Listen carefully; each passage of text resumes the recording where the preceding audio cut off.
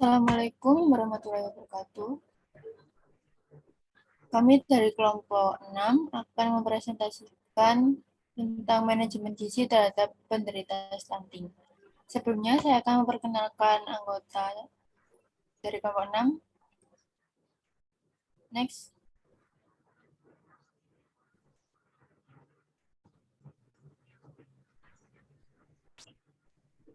Yang pertama ada Pira Elma Latuamuri, yang kedua ada Emiliana Putri Juniati, yang ketiga ada Leonia Mora Alha. Next.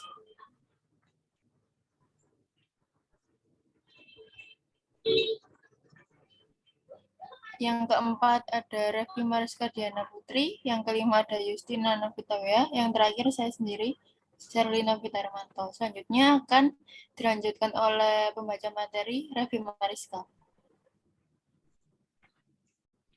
Oke, terima kasih atas waktunya. Stunting adalah gambaran status gizi kurang yang kronik sejak awal kehidupan.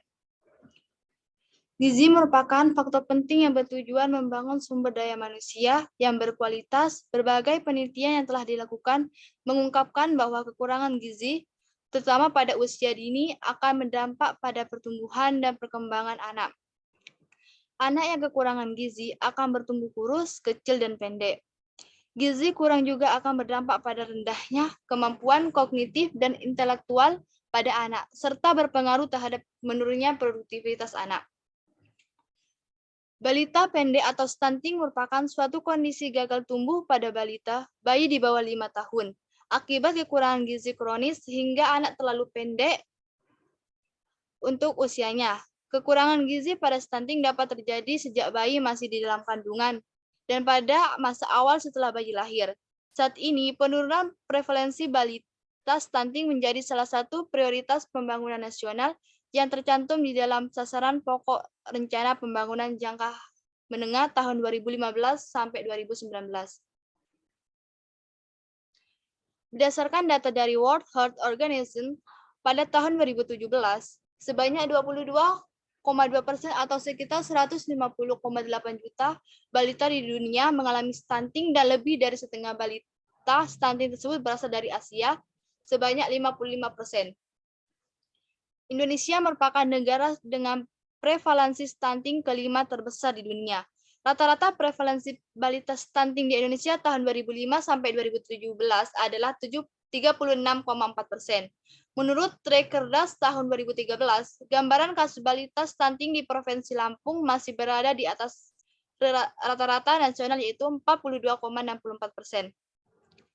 Untuk mengetahui adanya penurunan atau kenaikan tinggi badan dan berat badan dapat dilihat pada kartu menuju sehat yang disediakan pemerintah untuk seluruh balita. Balita gizi kurang adalah balita dengan status gizi kurang yang berdasarkan indikator berat badan per umur dengan nilai Z-score kurang dari 2 sampai 3. Dengan balita stunting status gizi yang dinilai berdasarkan pada indeks panjang badan per umur atau tinggi badan per umur. Kemudian hasilnya diinterpretasikan dalam batas ambang Z-score 2 pendek per standar dan 3 sangat pendek severely atau standar.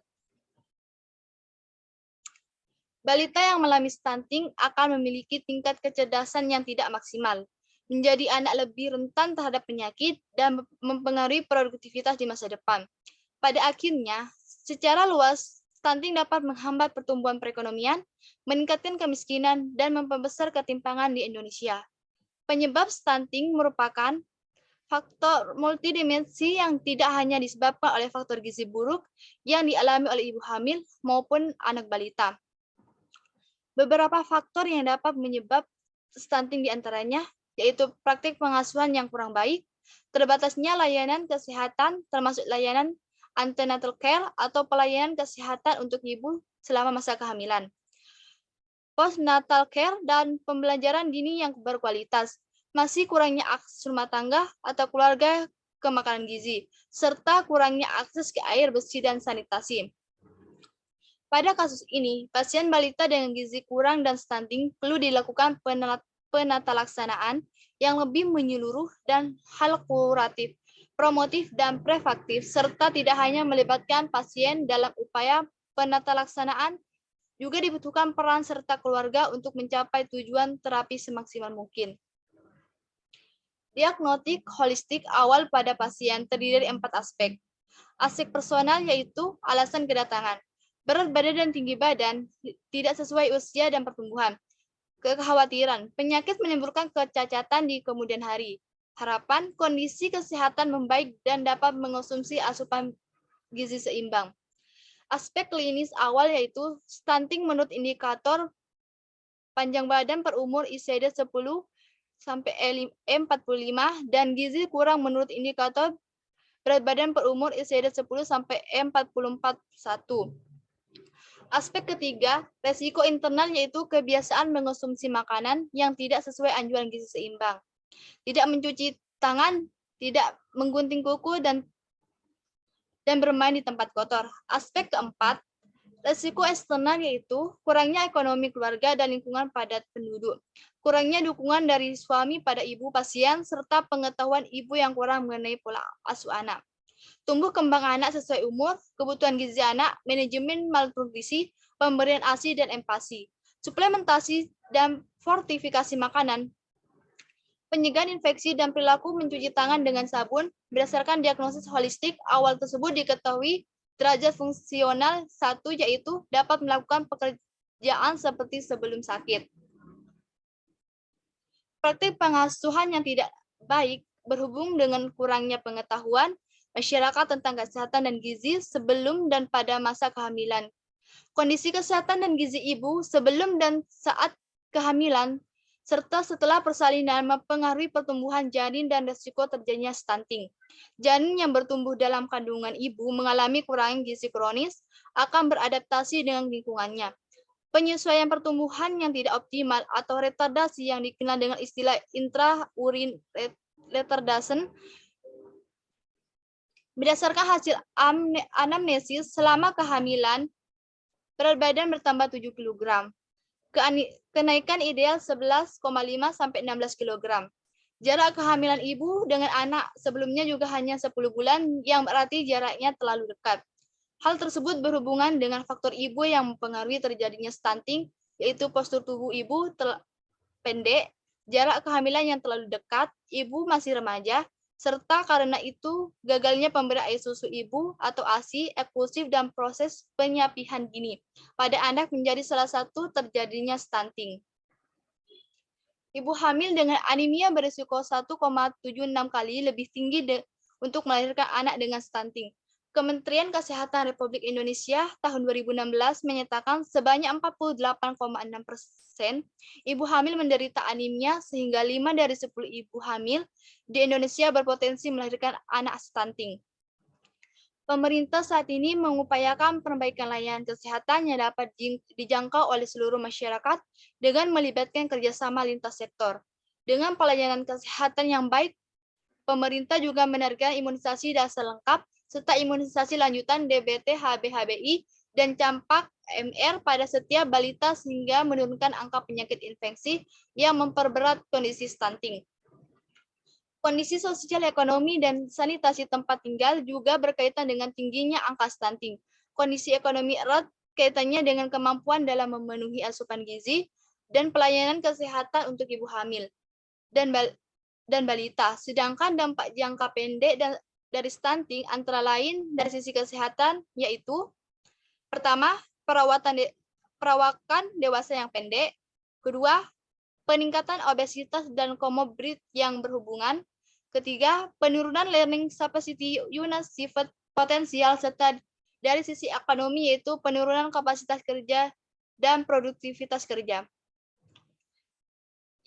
Cara mengatasi stunting pada anak yaitu pertama, membiasakan pola makan sehat. Pola makan dengan gizi yang seimbang ini perlu dibiasakan dalam kehidupan sehari-hari. Salah satunya mengkonsumsi sayuran dan buah-buahan. Setengahnya lagi diisi oleh sumber protein, hewani atau nabati, dengan proporsi lebih banyak dari sumber karbohidrat. Kedua, pola asuh yang baik. Hal yang tidak salah penting yaitu faktor perilaku. Salah satunya adalah keluarga sebagai tempat pertama tumbuh kembang anak. Ketiga, kebersihan air dan sanitasi. Kebersihan berkaitan erat dengan kesehatan. Lingkungan yang bersih mampu menjaga kekebalan tubuh anak, salah satunya dengan menyediakan sanitasi air bersih. Keempat, berikan ASI eksklusif sampai bayi berusia 6 bulan. Veronica Skelboom, ahli nutrisi dari Universitas Hohenheim, Jerman menyatakan, ASI ternyata berpotensi mengurangi peluang stunting pada anak berkat kandungan mikro dan makronya. Dalam upaya penatalaksanaan penyakit stunting, peranan keluarga sangat penting untuk mencapai tujuan terapi yang maksimal. Oleh sebab itu, rangka penatalaksanaannya, kedokteran yang berbasis keluarga ditambah intervensi berupa kegiatan home visit sebanyak 4 kali di rumah dengan melakukan komunikasi antara pribadi dengan ibu kandung. Beberapa studi global tentang perilaku kesehatan menunjukkan komunikasi antar pribadi tetap menjadi metode yang sangat efektif dalam perubahan perilaku. Komunikasi antar pribadi juga dapat meyakinkan sasaran untuk mengunjungi fasilitas kesehatan. Sekian presentasi dari kelompok kami. Apabila ada kesalahan, mohon dimaafkan. Assalamualaikum warahmatullahi wabarakatuh.